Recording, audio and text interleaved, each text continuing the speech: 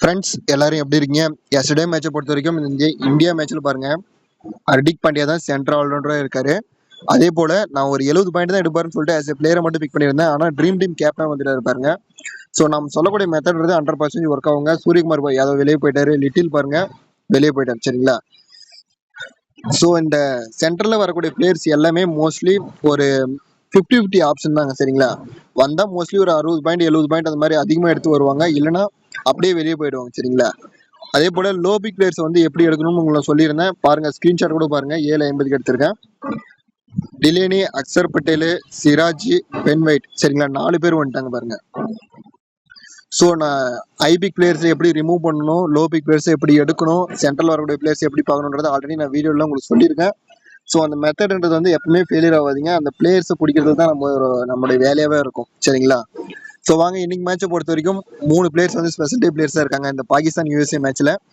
So யார் யாருன்றதை பார்க்கலாம். அதே போல இந்த இந்தியா மேட்ச்ல கூட நம்ம பிளேயர்ஸை பிடிக்கிறது கஷ்டமா இருக்கும். ஆனால் பாகிஸ்தான் மேட்ச்ல பொறுத்த வரைக்கும் ஈஸியாக நம்ம பிளேயர்ஸ் எடுக்கலாம். ஏன்னா விளையாடின பிளேயர்ஸ் தான் திரும்ப திரும்ப விளையாடுவாங்க, ஏன்னா உங்களுக்கே தெரியும். சரி வாங்க, இன்னைக்கு மேட்ச்க்கான பிடிஷனை பார்க்கலாம். வேர்ல்டு கப்ல 11வது மேட்சுங்க பாகிஸ்தானுக்கும் யூஎஸ்ஏக்கும் இடையே நடைபெறுது, சரிங்களா? வென்யூ பாத்தீங்கன்னா டலாஸ்ல யூஎஸ்ஏல நடைபெறுதுங்க, சரிங்களா? ஸோ இந்த கிரவுண்டை பத்தி சிம்பிளா சொல்லணும்னா, ஆவரேஜ் ஸ்கோர் ஒரு 150க்கு மேல எக்ஸ்பெக்ட் பண்ணலாம். பிச்சை பொறுத்த வரைக்கும் ஒரு பேலன்ஸ்டான பிச்சு அப்படி சொல்றாங்க. இன்னைக்கு மேட்சுக்கான அந்த ஸ்பெஷல் டே பிளேயர்ஸ் யாருன்னு பாத்தீங்கன்னா ஃபக்கர் ஜமான் தான் வராரு, சரிங்களா? ஃபக்கர் ஜமானுடைய 250வது T20 மேட்சுங்க, சரியா?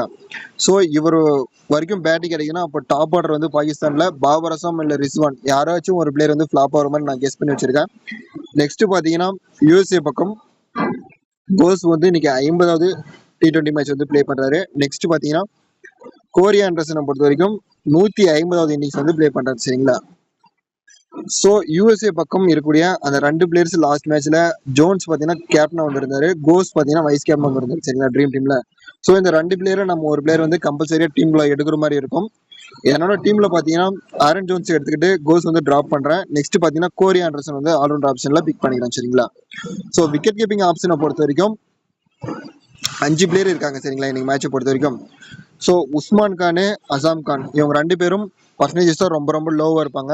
ஸோ இந்த 2 பிளேயர்ல நம்ம யாராச்சும் ஒரு பிளேயர் எடுக்கிற மாதிரி இருக்கும். ஏன்னா நான் பாபர் அசாம் இல்ல ரிஸ்வான் யாராச்சும் ஒரு பிளேயர் ஃபிளாப் ஆகிற மாதிரி கெஸ் பண்ணியிருக்கேன். ஸோ அதனால இவங்க 2 பேர்ல உஸ்மான் கான் என்னோட டீம்ல வச்சுக்கிறேன். என்ன ரீசன் பாத்தீங்கன்னா கம்மி பாலுக்கே அதிகமான ரன் அடிக்கக்கூடிய ஒரு எபிலிட்டியான பிளேயர் தாங்க. இவரை என்னோட டீம்ல யூஸ் பண்ணி பாக்குறேன் இன்னைக்கு மேட்சை பொறுத்த வரைக்கும்.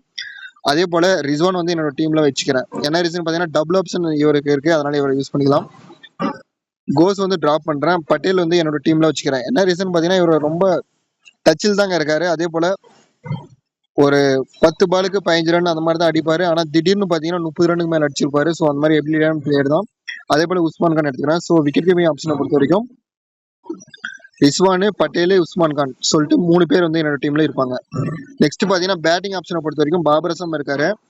பாபர் அசாம் டிராப் பண்ணிடுறேன். என்ன ரீசன் பாத்தீங்கன்னா லாஸ்ட் விளையாடின இவர் மேட்ச் பாத்தீங்கன்னா 300 T20 விளையாடி இருந்தாரு. அதுல பாத்தீங்கன்னா ஒரு 35 ரன் அடிக்கிறதுக்கே ரொம்ப ரொம்ப கஷ்டப்பட்டாருங்க. ஸோ இவர் டிராப் பண்ணிடுறேன். ஃபார்ம்ல கொஞ்சம் இல்லாத மாதிரி தான் தெரியுது, அதனால இவர் டிராப் பண்ணிடுறேன். ஆரன் ஜோன்ஸ் என்னோட டீம்ல வச்சுக்கிறேன். நான் சொல்லிட்டேன் ஏற்கனவே உங்களுக்கு. லாஸ்ட் மேட்சை பொறுத்த வரைக்கும் ஆரன் ஜோன்ஸ் கேப்டனாவும் கோஸ் வைஸ் கேப்டனா வந்திருந்தாங்க. ஸோ அந்த 2 பேர்ல ஒரு பிளேயர் எடுக்கிறதுனால இவரை வச்சுக்கிறேன். மேபி இவரை நீங்க டிராப் பண்றதா இருந்தா விக்கெட் கீப்பிங்ல கூட கோஸ் யூஸ் பண்ணி பாருங்க. நெக்ஸ்ட் பாத்தீங்கன்னா ஃபக்கர் ஜமான் யூஸ் பண்ணிக்கிறேன். ஸ்பெஷல் டே பிளேயர்ஸ் இவர் தாங்க 250வது T20 மேட்ச். நெக்ஸ்ட் பாத்தீங்கன்னா ஆல்ரவுண்டர் ஆப்ஷன்ல ஆண்டர்சன் எடுத்துக்கிறேன். 150வது இன்னிங்ஸ் பிளே பண்றாரு சொல்லியிருக்கேன். ஸோ இவர் என்னோட டீம்ல இருப்பாரு. நெக்ஸ்ட் பாத்தீங்கன்னா சதாப் கான் பிக் பண்ணிக்கிறேங்க என்னோட டீம்ல. உங்களுக்கு வேணும்னா டிராப் பண்ணிக்காங்க, ஏன்னா ஃபார்மேட்ல இருக்கிற மாதிரி தெரியும். ஆனா சதாப் கான் பாத்தீங்கன்னா பேட்டிங்ல இருந்தாலும் சில ரன் அடிப்பாரு. ஸோ அதனால இவர் நான் பிக் பண்ணிக்கிறேன். கேச்சஸும் பிடிப்பாரு, அதனால இவர் நம்ம யூஸ் பண்ணிக்கிறேன். டைலர் டிராப் பண்றாங்க இந்த மேட்சை பொறுத்த வரைக்கும். பிளேயர் ஆஃப் த மேட்ச் வாங்கக்கூடிய எபிலிட்டியான பிளேயர் தான். பட் என்னோட டீம்ல நான் டிராப் பண்ணிக்கிறேன். என்ன ரீசன் பாத்தீங்கன்னா பவர் பிளேலே அப்ரிடிமோல நல்லா ஸ்பீடுக்கு இவர் தாக்கு பிடிப்பாருன்னு தெரியல. அப்ரிடி தான் பவுல் பண்ணுவார் பவர் பிளேல. ஸோ இவர் நான் டிராப் பண்ணிடுறேன். நெக்ஸ்ட் பாத்தீங்கன்னா இஃப்திகார் அகமது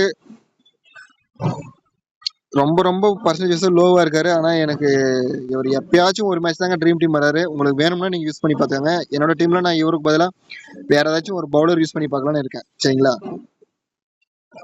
நெக்ஸ்ட் பாத்தீங்கன்னா பவுலிங் ஆப்ஷனை பொறுத்த வரைக்கும் அஃப்ரிடி தான் இருக்காரு சரிங்களா. யூனிவர்சல் கேப்டன் வந்து இவர் தான் இதெல்லாம் யூஸ் பண்ணியிருக்காங்க. யூனிவர்சல் வைசியா வந்து எல்லாருமே பாபர் அசம் தான் யூஸ் பண்ணிருக்காங்க சரிங்களா. ஸோ நான் பாபர் அசம் ட்ராப் பண்றதுனால அஃப்ரிடி வந்து யூஸ் பண்ணிக்கலாம். அஃப்ரிடியை பொறுத்த வரைக்கும் சப்போஸ் பாகிஸ்தானுடைய டாப் ஆர்டர்லாம் காலி ஆனா கூட இவர் பேட்டிங்ல வந்து ரஷீத் கான் மாதிரி பேட்டிங் ஆடுவார். ஸோ அதனால அஃப்ரிடியை வந்து என்னோட டீம்ல மஸ்டா பிக் பண்ணிக்கிறேன். நெக்ஸ்ட் நசீம் சாமை பொறுத்த வரைக்கும் இவர் வந்து ஒரு 50-50 ஆப்ஷன் தாங்க சரிங்களா. திடீர்னு விக்கெட் எடுப்பாரு, இல்லை விக்கெட்லெஸ் போயிடுவாரு. ஸோ இவரை வந்து உங்க ஆப்ஷன்ல விட்டுறேன். உங்களுக்கு வேணும்னா நீங்க எடுத்துக்கங்க, இல்லைன்னா ட்ராப் பண்ணிக்கங்க. ஹாரிஸ் ராஃபை பொறுத்த வரைக்கும் என்னோட டீம்ல வந்து கம்பல்சரி இருப்பாருங்க. இவர் ஃபிளாப் ஆனா கூட என்னோட டீம்ல வந்து நான் கம்பல்சரி வச்சுக்குவேன். என்ன ரீசன் பாத்தீங்கன்னா, ஒரே ஓவர்ல திடீர்னு ஒரு 3 விக்கெட் கண்டினியூ ஆடக்கூடிய எபிலிட்டியான பிளேயர்ஸ். ஸோ ஹாரிஸ் ராஃப் என்னோட டீம்ல இருப்பாரு. நெக்ஸ்ட் பாத்தீங்கன்னா யூஎஸ்ஏ பக்கம் வந்து 2 பவுலர்ஸ் இருக்காங்க சரிங்களா. அலிகானு, வால்கர், இவங்க 2 பேரும் ஃப்ரெண்ட்ஸ். வால்கரை பொறுத்த வரைக்கும் லெஃப்ட் ஹேண்டர்ஸ் இவர் வந்து பவுல் பண்றாரு. ஸோ ஆப்போசிட் டீம்ல பாபர் அசம் ரிஸ்வான் தான் வந்து ஓபன் பண்ணுவாங்க. சப்போஸ் இவருக்கு விக்கெட் விடலாம் இவர் யூஸ் பண்ணி பாருங்க. அலிகானை பொறுத்த வரைக்கும் 20வது ஓவர் வந்து இவர் தாங்க பவுல் பண்றாரு. ஸோ இவங்க 2 பவுலர்ல நம்ம ஒரு பவுலர் இன்னைக்கு எழுதுற மாதிரி இருக்கும். ஸோ யாருன்ட்டு நீங்க சூஸ் பண்ணிக்கோங்க. நெக்ஸ்ட் பாத்தீங்கன்னா அப்பார் அஹ்மத் வந்து பிளேயிங் லெவல்ல இருக்கிற மாதிரி சொல்லியிருக்காங்க. ஸோ அப்பார் அஹ்மதை பொறுத்த வரைக்கும் இந்த உள்ளூர் லீக் எல்லாம் பாத்தீங்கன்னா ஃப்ரெண்ட்ஸ் மேட்சுக்கு வந்து 2 விக்கெட் வந்து கம்பல்சரி எடுத்திருக்காரு. ஸோ 1% தான் இருக்காரு. சப்போஸ் இவர் பிளேயிங் லெவல் இருந்தாருன்னா கம்பல்சரியா வந்து யூஸ் பண்ணி பாருங்க சரிங்களா.